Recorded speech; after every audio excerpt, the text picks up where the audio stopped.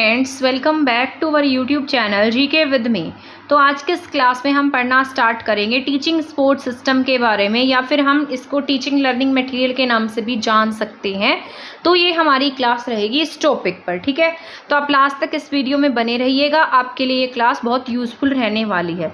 इसके साथ साथ मैं आपको बता देती हूँ, मुझे पता है कि आपका एग्ज़ाम जो है वो 22 तारीख से स्टार्ट हो रही हैं TCT के। उससे पहले एक क्लास मैराथन क्लास आपको देखने को मिल जाएगी, जिसमें आपको टीचिंग जो भी आपके इंपॉर्टेंट टॉपिक्स रहेंगे वो सारे के सारे एक ही क्लास में देखने को मिल जाएंगे। टाइप ऑफ मैराथन क्लास आप उसको कह सकते हैं। जब जैसे ही मुझे टाइम मिलता है आपकी क्लास में आपको प्रोवाइड कराने की पूरी कोशिश करूँगी, तब तक आप ये क्लासेस देख लीजिएगा, ठीक है। तो ये भी यूज़फुल रहने वाली हैं, ये आपके एग्ज़ाम को ही पॉइंट करके बनाई गई हैं।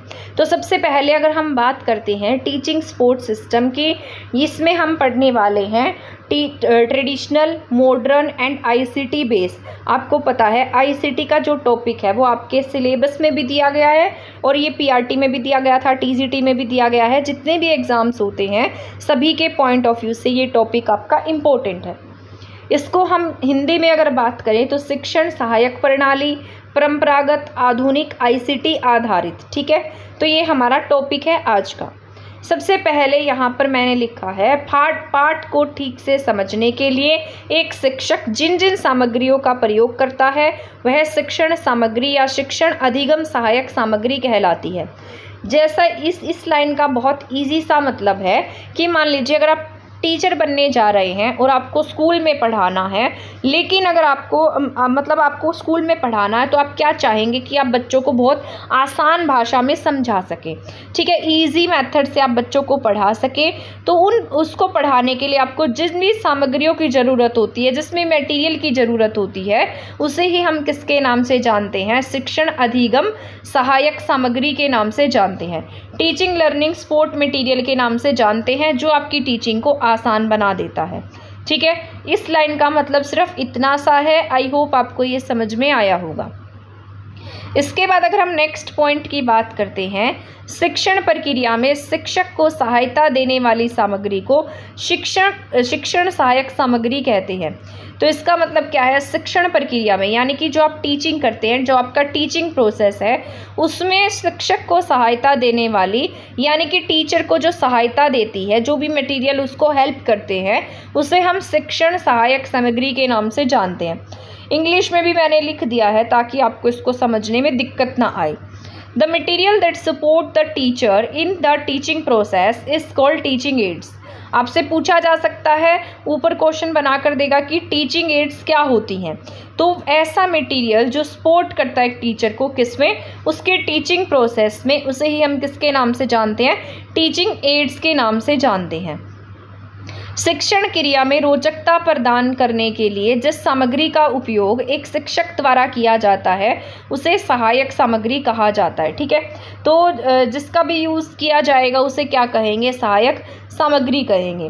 तो इंग्लिश में भी इसकी डेफिनेशन ऐसे ही लिखी गई है, the material use by a teacher to provide interestingness in teaching is called supporting material. जिससे कि बच्चों को उनका जो पढ़ाया हुआ है मटेरियल वो कैसा लगने लगे? इंटरेस्टिंग लगने लगे, रुचिकर लगने लगे, इम्पॉर्टेंट लगने लगे, समझ में आने लगे, तो उसे क्या कहेंगे? हम सपोर्टिंग मटेरियल के नाम से जानेंगे। इसके बाद नेक्स्ट पॉइंट है हमारा, सहायक सामग्री वह सामग्री है जो कक्षा में या अन्य शिक्षण परिस्थितियों में लिखित या बोली गई पाठ्य सामग्री को समझने में सहायता प्रदान करती है। तो उसे हम किसके नाम से जानते हैं? सहायक सामग्री के नाम से जानते हैं। तो सहायक सामग्री वह सामग्री है जो कक्षा में या अन्य शिक्षण परिस्थितियों में लिखित या बोली गई पाठ्य सामग्री को समझने में सहायता प्रदान करती है। अब आगे हम बात कर लेते हैं characteristics of teaching learning material की। जो टीचिंग लर्निंग मटेरियल हैं उनकी क्या विशेषताएं हैं, उसके बारे में अब हम जानने वाले हैं। यहाँ पर पहला पॉइंट लिखा गया है, छात्रों के ध्यान को शिक्षण अधिगम की ओर आकर्षित रखता है। यानी कि जो टीचिंग लर्निंग मटेरियल है वो क्या करेगा? बच्चों के ध्यान को एक तरफ लगा कर रखेगा, यानी कि बच्चों की अटेंशन को गेन करेगा। Attract students attention towards teaching learning. जो भी टीचर सिखा रहा है उसकी तरफ एक स्टूडेंट का हमेशा क्या रहेगा? इससे ध्यान बना रहेगा। शिक्षण में विविधता उत्पन्न करने के लिए करने में सहायक है। यानी कि जो आप पढ़ा रहे हैं उसमें डाइवर्सिटी लाएगा, कुछ चेंजेस लाएगा। एक ही मेथड से पढ़ पढ़ कर बच्चे बोर हो जाते हैं। जब उन्हें कुछ ना कुछ नया सीखने को मिलेगा, नए तरीके से सीखने को मिलेगा, जिसमें कहीं ना कहीं टीचिंग लर्निंग मटेरियल्स का यूज़ किया गया होगा, तो उससे क्या होगा, बच्चा मतलब उसको बहुत इंटरेस्ट से सीख पाएगा जब उसमें विविधताएं होंगी। अमूर्त और स्पष्ट विचारों को डायग्राम तथा चित्रों के माध्यम से स्पष्ट करने में सहायक है। यहाँ अस्पष्ट आना था, ठीक है। अमूर्त वो होता है जो हमारी आंखों के सामने नहीं होता, जिस पर हम चिंतन कर सकते हैं, ठीक है, जिसकी इमेज हमारी आंखों के सामने बन जाएगी। अस्पष्ट विचारों को डायग्राम और चित्रों के माध्यम से क्या करेगा, स्पष्ट करने में सहायता करेगा। जैसे एक टीचर को क्लास में क्यूब के बारे में बताना है, बट वहाँ पर जो क्यूब है वो नहीं है, तो टीचर क्या करता है, क्यूब की फोटो बनाकर बच्चों को समझा देता है ना। तो इससे क्या होता है, वो उसको स्पष्ट तरीके से समझ जाते हैं। It is helpful to explain abstract and unclear ideas through diagram and pictures, ठीक है, आ गया समझ में। इसके बाद help to present abstract ideas in tangible form, यानी कि अमूर्त विचारों को मूर्त रूप में प्रस्तुत करने में क्या है, ये सहायक है। यही अमूर्त विचार वो होते हैं जो हमारे सामने नहीं है, ठीक है, तो उनको कैसा रूप देगा, मूर्त रूप में प्रस्तुत करने में सहायक है, यानी कि उनकी इमेज हमारी आंखों के सामने बन जाए, ठीक है। इसके बाद नेक्स्ट पॉइंट है tough teaching units can be easily explain. जो भी कठिन शिक्षण होगा, जो भी कठिन शिक्षण इकाइयाँ होंगी, या जो भी ऐसा मटेरियल होगा जो बच्चों को समझ में नहीं आ रहा होगा, उनको क्या करेगा, आसानी से इसके माध्यम से स्पष्ट किया जा सकता है, ठीक है। इसके बाद नेक्स्ट पॉइंट है प्रभावशाली और स्थायी अधिगम हेतु, यानी कि for effective and sustainable learning, यानी कि ऐसी शिक्षा जो क्या रहे, प्रभावशाली भी रहे, और जो भी हमने बच्चे को सिखाया है उसको, वो जो उसकी नॉलेज है वो कैसी हो जाए, परमानेंट हो जाए, बच्चा उन चीज़ों को क्या ना करे, भूले ना, ठीक है। तो इसकी सस्टेनेबल लर्निंग में ये क्या करता है, टीचिंग लर्निंग सपोर्ट मटेरियल सहायता करता है, जिससे कि बच्चा क्या सीखता है, परमानेंट लर्निंग सीखता है, ठीक है। इसके बाद हमारा नेक्स्ट पॉइंट है अभिवृत्ति विकास और व्यवहार परिवर्तन में सहायक, यानी कि बच्चे का जो एटीट्यूड डेवलपमेंट है और बिहेवियर चेंज है उसमें ये क्या करता है, हेल्प करता है। भूतकाल की घटनाओं को स्पष्ट रूप से प्रस्तुत किया जा सकता है, यानी कि इसका मतलब है past events can be clearly presented. तो हम इससे क्या कर सकते हैं, इन जो हमारे पास सपोर्टिंग मटेरियल होगा उससे हम क्या कर पाएंगे, जो भी हमारी भूतकाल की घटनाएं हैं उनको स्पष्ट रूप से प्रस्तुत कर पाएंगे, ठीक है। अधिगम, इससे क्या होगा, जो बच्चे हैं वो क्या कर पाएंगे, इससे बहुत रुचिकर तरीके से इंटरेस्टिंग वे में सीख पाएंगे, और साथ साथ ये हमारे समय को भी बचाने में सहायता करेगा, ठीक है। तो इसके साथ साथ जो हमारी, मान लीजिए हम किसी भी टॉपिक को पढ़ते हैं तो वही मेथड से, वही उसी तरीके से पढ़ पढ़ कर बोर हो जाते हैं, लेकिन मैंने आपको बताया था जैसे टीचर क्या करता है, डेमोन्स्ट्रेशन मेथड से पढ़ाता है, चीज़ों को दिखाकर पढ़ाएगा, प्रोजेक्ट के माध्यम से पढ़ाएगा, टीचिंग लर्निंग मटेरियल का यूज़ करके पढ़ाएगा, तो क्या होगा, वो टॉपिक इंटरेस्टिंग बनने लगेगा।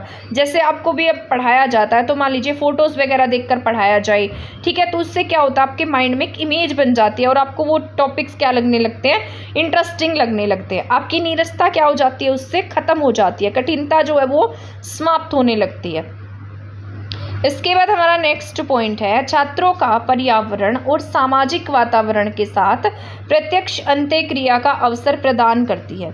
तो यहाँ पर क्या आएगा, छात्रों का पर्यावरण और सामाजिक वातावरण के साथ क्या करता है, एक इंटरेक्शन करने का अवसर प्रदान करता है। तो ये क्या थी, यहाँ पर सारी की सारी आपके जो ये टीचिंग लर्निंग सपोर्टिंग मटेरियल है उनकी विशेषताएं थी, या हम कह सकते हैं उनकी कैरेक्टरिस्टिक्स थी, जो बहुत ही कम शब्दों में हमारी यहाँ पर कंप्लीट हो गई हैं। और आई होप आपको ये समझ में भी आई होगी। आपको सिर्फ इतना ही जानने की ज़रूरत है, क्योंकि ये क्या है, इंटरेस्टिंग है और साथ साथ आपके एग्ज़ाम से रिलेटेड है। क्योंकि कई बार ऐसा देखने को मिलता है 3-4 पॉइंट्स बनाकर दे देगा और आपसे पूछेगा कि बताइए इसमें से कौन सी कैरेक्टरिस्टिक्स TLM की नहीं है ना। तो अगर आपने नहीं पढ़ा होगा तो आप उसे टिक नहीं कर पाएंगे। तो इससे इसका एक ऑप्शन है कि आप इसको बस रीड कर लें, इस क्लास को देख लें। शिक्षण अधिगम सामग्री की आवश्यकता हमें क्यों होती है। To make teaching effective and interesting, ये सारे वैसे ही पॉइंट है। हमारी टीचिंग को इंटरेस्टिंग बनाने के लिए हमें इसकी ज़रूरत होती है। जो हमारे पास कठिन विषय वस्तु था उसको सरल तरीके से प्रेजेंट करने के लिए, समझने के लिए ज़रूरत होती है। बच्चों का ध्यान आकर्षित करने के लिए, बच्चों की रुचि जागृत करने के लिए हमें इसकी ज़रूरत पड़ती है। बच्चों की परमानेंट लर्निंग के लिए ज़रूरत होती है, ठीक है। और यहाँ पर to plough the atmosphere of the classroom, classroom को जो एटमोसफियर है उसको बनाने में, साथ साथ इससे समय की बचत होती है। जो हमारे विचार हैं उसको मूर्त रूप में प्रेजेंट करने के लिए हमें इसकी ज़रूरत होती है। छात्रों का ध्यान शिक्षण की ओर आकर्षित करने के लिए ज़रूरत है। इसके बाद जो ये नेक्स्ट पॉइंट मैं आपको बताऊंगी ये आपका इम्पॉर्टेंट है, ठीक है। शिक्षण सहायक सामग्री के महत्व को निम्न तथ्य से और अच्छे से समझा जा सकता है, ठीक है। तो हम इसे कैसे समझ सकते हैं, यानी कि जैसे ये पॉइंट लिखा है, ये आपके पॉइंट्स जो है ये आपके इम्पॉर्टेंट पॉइंट हैं, तो आप इसको ध्यान से सुनते जाइएगा। यहाँ पर लिखा है जो हम सुनते हैं, यानी कि जो हमने सुना है, सुनकर हमने सीखा है, उसका ओनली हम 20% ही याद रख पाते हैं। जैसे कि अब मैं आपको पढ़ा रही हूँ, आप सिर्फ सुन रहे हैं, तो आप इसका कितना याद रख पाएंगे, 20% ही याद रख पाएंगे। इसके बाद हम जो देखते हैं, यानी कि आपने क्या किया, सिर्फ देखकर आप कितना सीख पाए हैं, 30% ही सीख पाएंगे, ठीक है। इसके बाद अगर आपने देखा भी है और सुना भी है तो आप 50% इसको याद कर पाएंगे, ठीक है।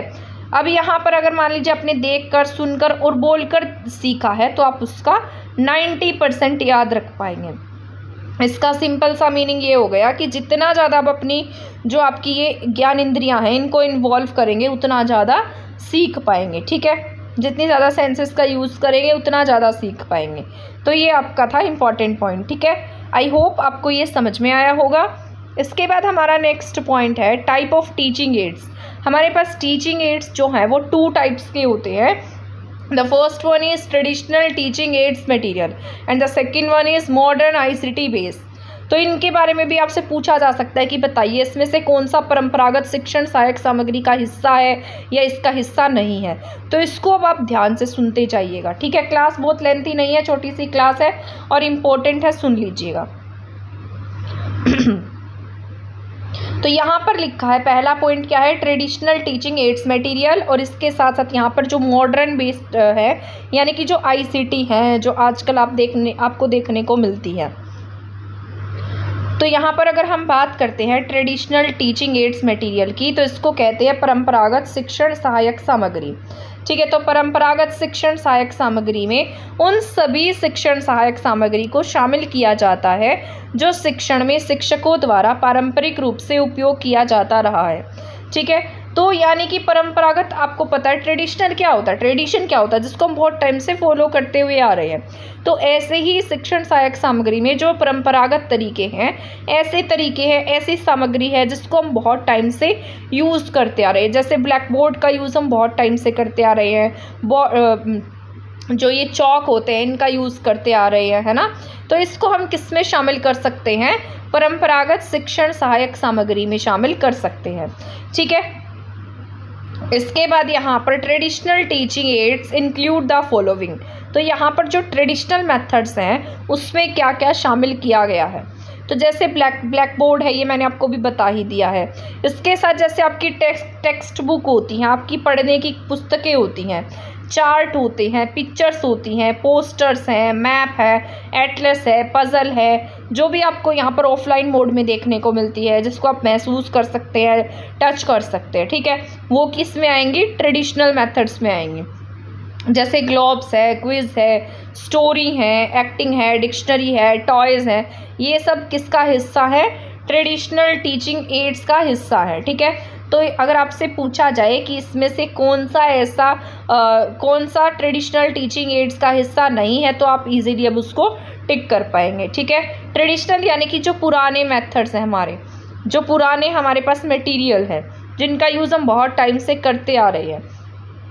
अब ये नेक्स्ट पॉइंट है आधुनिक ICT आधारित शिक्षण सहायक सामग्री। जो ICT बेस्ड सामग्री है उसके बारे में जान लेते हैं।